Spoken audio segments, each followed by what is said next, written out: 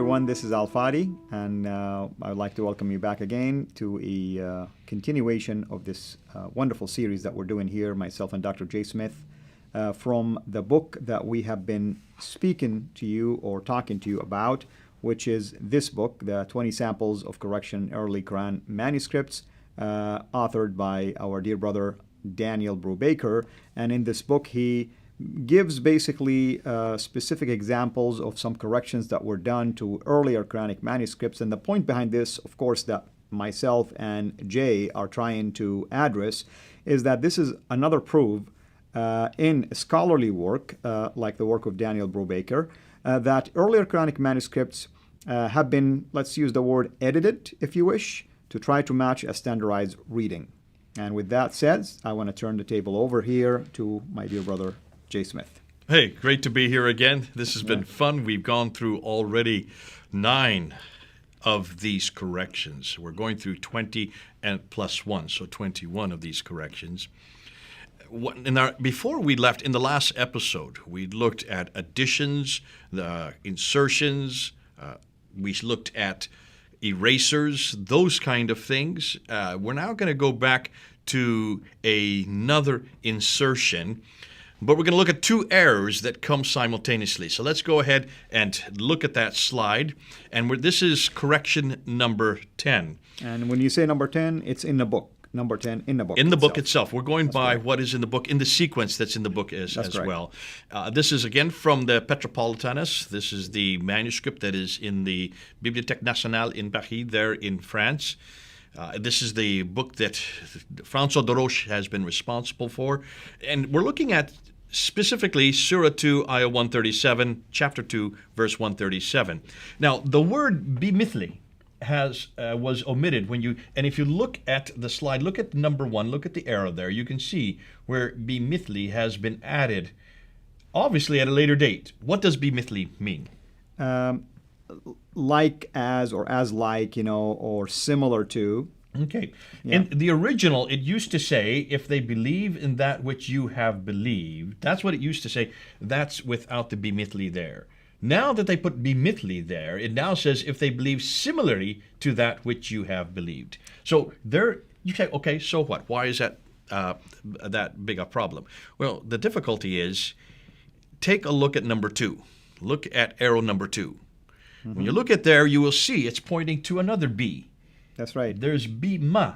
So there is, read right there, read what it says in the Arabic there, if you can read it. The second one, you mean? Bima amantum. Okay. Bimithli, basically, or as you have believed. Okay. Yeah. And obviously the B should not be there now. That's right. Amano bimithli. Bima. What's the B doing there again? That's right. So so whomever did this basically forgot to remove that one. Forgot to remove the second B. The first time it was saying aminu or amanu in the past tense, probably, believed in what you have believed in. Now it's saying believe in a similar fashion as they believe in. So you can see this is grammatically it's incorrect as they have it now. This is incompetence, but it's more than that. This shows, obviously, that this was added at a later date. There's something else that you can see here, looking at bimithli, that it's added at a much later date, because there you can see the diacritical dots. That's right. And this is, by the way, very interesting. I'm glad you brought this up, because this diacritical marks, this is a later invention, the one that like this. That's what they're doing. So somebody is doing this. This is the dash right here that you're talking about. So it's like a 2 dash. That's right. Well, explain. This is the kasra. That's the kasra, and the kasra will help you to say it mithl. So if it wasn't there, you can say bimethal. Yeah. So so they avoid, you pronouncing it the wrong way. Obviously, somebody took the time to try to help you, and this is a system that was added later, actually. Much later, because as we said in our earlier episodes, these not just the dotting, but the vowelizations were added at a much later date. That's right. You can also see, as we've mentioned before, the writing is different. It's much thinner. It's a completely different nib. It's a different ink. It has the diacritical marks, the dot for the B, and also for the th, the dot for the th. And you can see also then the bimithli both times, you can see the kasra under the B and under the lam. And if I want to add also, from a theological standpoint, there is a big difference between saying it like, for instance, they see in English, the original would have read, if they believe in that which you have believed. So now we're talking about something that you believe in. The second one is saying, if they believe similarly to that which you believe in, here is the form of how you believe in. Yeah. Not the object of belief, but maybe the practice of that belief. Big difference. So you could write a whole thesis on this. Oh, absolutely. Just the grammatical, I should say the theological issues is probably one of my passion, is to try to show not only you're changing things, but you are theologically influencing now how people ought to behave and believe. There you go. Now, obviously, the reason why they have even put bimithli in there and forgotten to take the B off is because so it would be standardized. And we've been saying this over again. This is a recurrent theme. This is a standardization of the text to standardize it to the modern text, the Huff's text, this one that we have in our hand today, standardized in 1924. More than likely, this was done after 1924.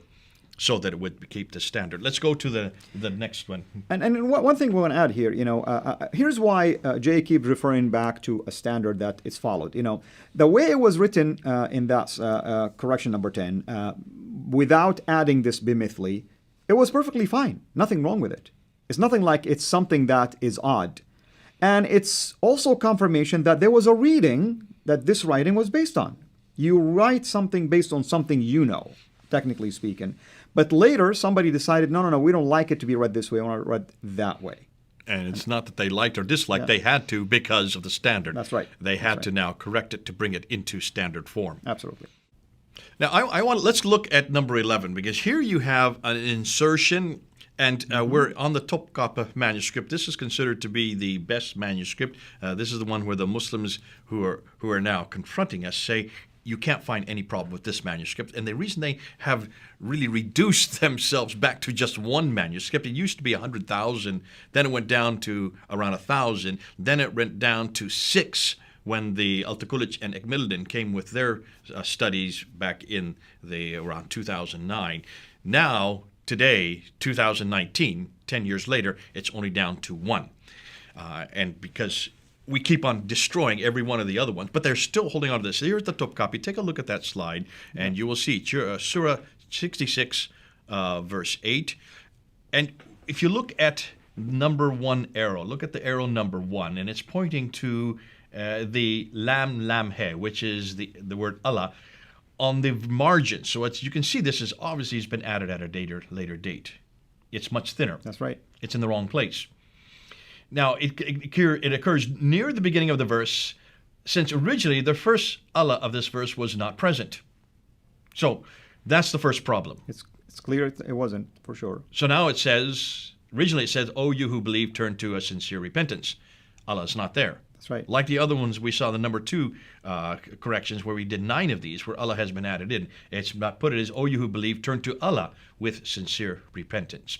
Now look at arrow number 2.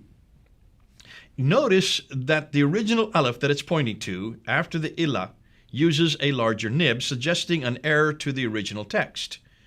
The change has been made with a very small nib and is probably a modern intervention. It now conforms to the 1924 Hafs text. Can you explain the nib, basically, what you mean by that? For the people? wider nib versus the narrow nibs. So the nib of the pen itself. Exactly. So that's what we're talking about.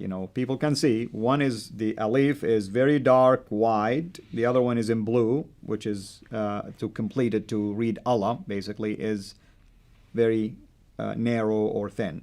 And so they had to put Allah in there. In this case, they had to. That's right. Because they've already got the aleph there. So that's a clear indication that they have corrected it at a later date.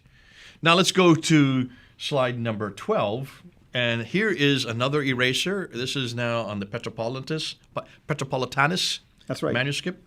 And this one is extremely interesting, by the way. Okay. This, I can see you're licking your lips, so you're ready for this one. Surah 3, Ayah 171, or chapter 3, verse 171. Go ahead. Take it over to you. This is one you love. Here is what I wanted to do. I apologize. I clicked on the wrong one. We're going to go back now, and here is what we're going to do. So I want to say this. No one writes the word this way, very elongated, just to, basically fill a gap. That tells me right there something was there, was erased, and the only solution to the problem was to just elongate the da and add the lam there to make it look like it was the intended word. So you have the dad lam of the fadlin, which is the word bounty. That's right. Has been written over an eraser. And they didn't really do much of an erasing Correct, there. because we can see this is older than the rest of it. It's a completely different ink. That's right. It's a different color. It's a different nib width. It's a much thinner nib width. And as you've been pointing out, they really have elongated. It's almost extreme. Absolutely. This, at least there were 2 to 3 words in here that were erased. Okay, now take a look at number 2. Look at the number 2 from above. It's pointing down to those erasers, those erased letters. They are clearly, you can clearly see them underneath. There's about anywhere between 5 and 11 of those letters that they did not do a very good job of erasing. Right. And these include 4 upward extending letters. You can see 1, 2, 3, 4. If I can show people. Why don't you go ahead and circle those? Here is one, here is one, here is one. I mean, it's very clear. You can see them even here. This one, this one. There is a lot of them that are visible. And there's one at the very beginning, which is a short tooth letter. That's right here and right here also. There you go. Can you see that? Yeah. So this correction, it's clear that this is a much later invention, and therefore it is obvious that they had to quickly write over top of it. So here is an eraser overwritten. They didn't do a good job of erasing it. We can now see what they were trying to get at, and this now conforms to the 1924 Hufts text. And by the way, it's either they thought they did a good job and time began to reveal it to us, or they just were careless about how they did it because maybe they didn't think anybody will have access to it other than those who were reading from it. We could go on for hours as to what their intention was. It's right. Obviously, I would suggest that they didn't have much time because they needed to make sure that these all conformed to the standard text. That's right. You would have thought, being this important, if this is such an enormous important manuscript, why in the world didn't they do a better job of erasing it so that we would not see this intervention? But this is definitely a human intervention. Absolutely. Remember from the very beginning, this is what we're looking for. Right. When they say that has never changed since the time of 652 up until today, there have been no changes. It's exactly the same text. The only way you could change it if someone individually, if a human, did the changing. And that's why in every case that we've looked at, we've now looked at 12. We're now going to go on to 13. Let's go right into 13. And here we'll find another eraser overwritten. And this is from the text that is in St. Petersburg in Russia, National Library of Russia, right. From the Marcel collection. And this is also the top one. That's the top one because we're looking at actually 2 different manuscripts here. The bottom manuscript is from the Petropolitanus manuscript, which is in Paris. And that's the same, basically, passage we're dealing with. Same passage. Right. Same correction. That's right. That's what's fascinating. So we have 2 completely different manuscripts, one up in Russia, the other one in Paris, in France. That means it's the same family of manuscript that it started from. Okay, so let's now look at chapter 34, verse 35. Now, look at number 1. Look at the number 1 arrow. So we're looking with the top picture. In the first example from the Marcel manuscript, the National Library of Russia, the final lam of, and the word in Arabic is kala. Go ahead, right. You say it. For the singular, you mean? Yeah, it's for masculine singular. Kala, yeah. Okay, which is what is translated what? He said. He said. It's just a simple, he said. Yeah. That's been erased. The kala has been erased, and in its place, go ahead, what are the letters there? Kalu. Kalu. So it's a lam, waw, and aleph. Have They been said. written. They said. So it's been made to singular, masculine singular, up to plural. Correct. It's been taken from the singular to the plural. Now, the original was, he said, we are more than you in wealth and in children. Now it says, and they said, we are more than you in wealth and in children. So now it has conformed to the 1924 Hufts text. That's important that they conform it. But they went ahead and did it in this other manuscript as well. So this is not all by itself. This is not a people might say, well, this is just a scribal error. They weren't thinking Not an isolated incident. It's not an isolated incident. This is not because a scribe was inept. And it shows intent here. It shows intent, and it looks like that this was a school, a completely different reading, because we have two different manuscripts. We're showing the exact same verse, the exact same change, the exact same correction from Kala to Kalu, from he said to they said. That's right. So look at number 2 now. There's number 2 up there. In the second example from Petropolitanus manuscript, the exact same change, erasing the Kala and replacing with the Kalu, they said. That's right. Again, conforming it.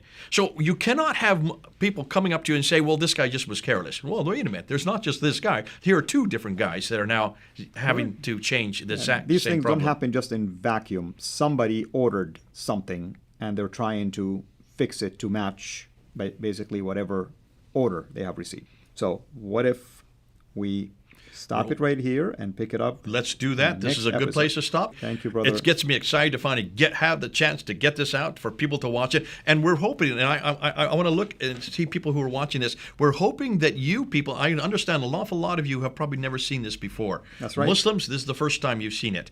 For those of you who are not Muslims, those of you who are not Arabists, who do not know Arabic, we're trying to make it as simple as possible. We're trying to make it as slow as possible. We're trying to make sure that you who are not the experts, who are not scholars in this field, listen, our engineers who are here behind the screen, we ask them, are we making sense? Does this make sense to you? Are you following what we're saying? Every one of them is getting what we're saying. They're nodding their head right now.